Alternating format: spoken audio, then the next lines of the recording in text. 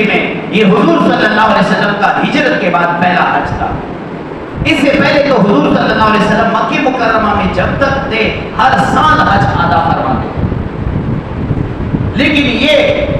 فرض حج حضور صلی اللہ علیہ وسلم کا پہلا تھا، کیونکہ مکہ میں جب تھے تو اس وقت حج کی فرضیت نازل نہیں ہوئی تھی۔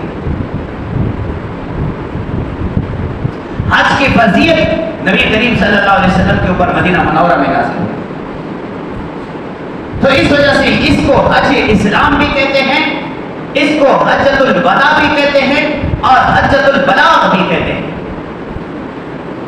حضور صلی اللہ علیہ وسلم نے سن 10 ہجری میں تمام قبائل میں پیغام بھیجا، حضور صلی اللہ علیہ وسلم حج کے لیے جا رہے ہیں اور یہ خواہش ہے کہ تمام عقیدت کیش میرے ساتھ حج پہ روانہ ہو۔ حضرت علی رضی اللہ تعالیٰ عنہ یمن میں تھے، حضور صلی اللہ علیہ وسلم نے اس کے بعد بھی پیغام بھیجا کہ آپ بھی آ جائیں۔